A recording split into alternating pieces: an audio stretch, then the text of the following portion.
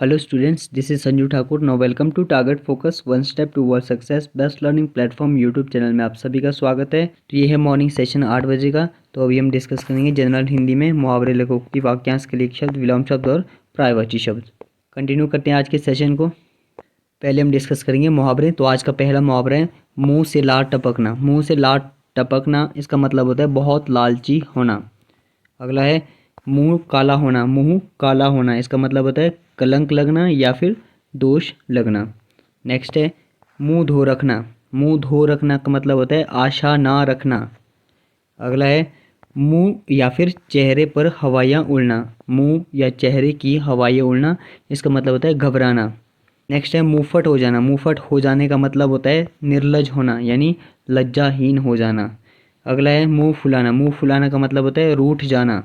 Next है मुंह बनाना। मुंह बनाना का मतलब होता है असंतुष्ट होना। अगला है मुंह मोड़ना। मुंह मोड़ने का मतलब होता है ध्यान ना देना। नेक्स्ट है मुंह लगाना। मुंह लगाना मतलब सिर चढ़ाना। अगला है मुंह रखना। मुंह रखने का मतलब होता है लिहाज रखना। नेक्स्ट है मुंह देखी करना। मुंह देखी करना होता है पक्षपात करना यानी चेहरा देखकर कार्य करना। अगला है मुंह चुराना। मुंह चुराना होता है संकोच करना। नेक्स्ट है मुंह में लगाम ना होना। मुंह में लगाम ना होना इसका मतलब होता है जो मुंह में आवे सो कह देना यानी जो मुंह में आए वो कह देना, वो होता है मुंह में लगाम ना होना। अगला है मुंह चाटना। मुंह चाटना होता है खुशामद करना या फिर तलवे चाटना, पैर चाटना, इसका मतलब होता है खुशामद करना। अगला है मुंह भरना। मुंह भरने का मतलब होता है घूस देना यानी रिश्वत देना।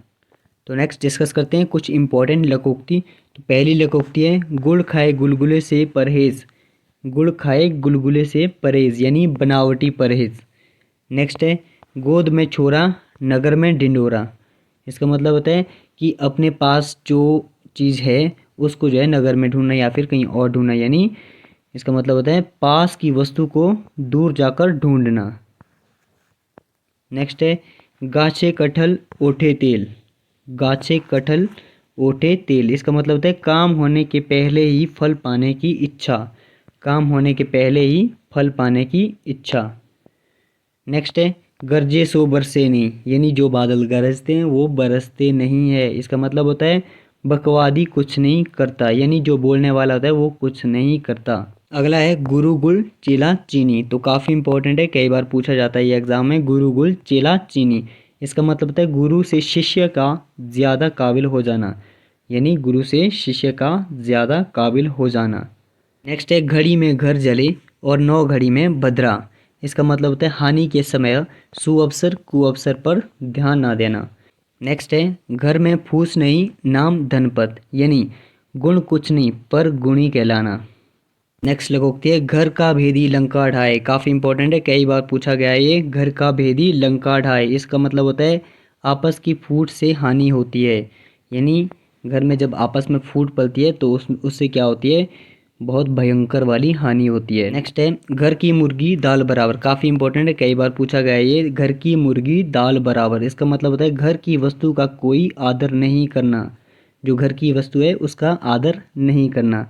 तो नेक्स्ट है घर में दिया जलाकर मस्जिद में जलाना। घर में दिया जलाकर मस्जिद में जलाना इसका मतलब होता है दूसरों को सुधारने से पहले अपने को सुधारना।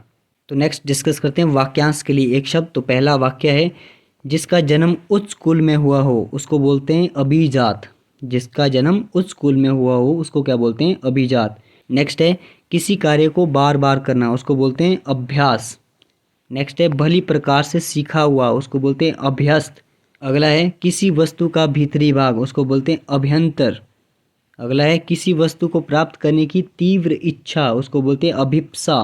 नेक्स्ट है जो कभी मृत्यु को प्राप्त ना हो उसको बोलते हैं अमर।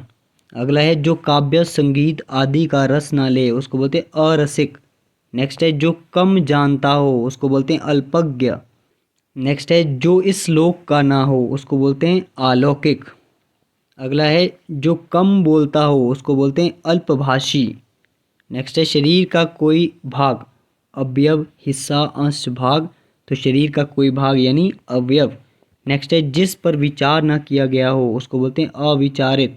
नेक्स्ट है सरकार द्वारा दूसरे देश की तुलना में अपने देश की मुद्रा का मूल्य कम कर देना उसको बोलते हैं अवमूल्यन।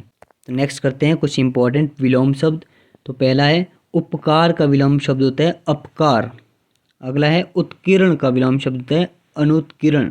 अगला है उदय का होता है अस्त, उधार का होता है नगद, उच्च का होता है निवन, उन्नति का विलोम शब्द होता है अवनति, उत्साह का होता है निरुत्साह, उद्घाटन का होता है समापन, उचित का होता है अनुचित, उन्मीलन का होता है निमीलन, उपचार का विलोम शब्द होता है अपचार, उपमेय का विलोम शब्द होता है अनुपमेय, उधर्व का विलोम शब्द होता है निमन, यानी उच्च का भी होता है क्या निमन।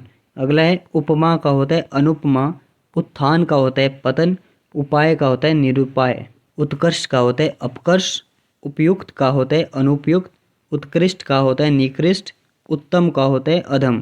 तो अब डिस्कस कर लेते हैं पर्यायवाची शब्द। तो पहला पर्यायवाची शब्द है कपड़ा। कपड़े के पर्यायवाची शब्द होते हैं चीर, वसन, पट, अंबर और वस्त्र। क्या क्या? चीर, वसन, पट, अंबर और वस्त्र।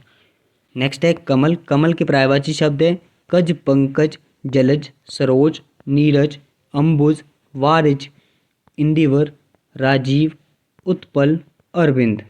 नेक्स्ट है कमला के पर्यायवाची शब्द। तो कमला के पर्यायवाची शब्द है इंदिरा, पद्मा, पद्मालया, पद्मासना, भार्गवी, रमा, लक्ष्मी, लोकमाता, विष्णुप्रिया, श्री, समुद्रजा, सिंधुजा, हरिप्रिया। नेक्स्ट है कामदेव के पर्यायवाची शब्द। तो कामदेव के पर्यायवाची शब्द है काम, मदन, मनोज, मयन, अनंग, पंचशर, मनमथ, रतिपति, मनसिज, पुष्पधनवा, समर, मीन केतु, मकरध्वज।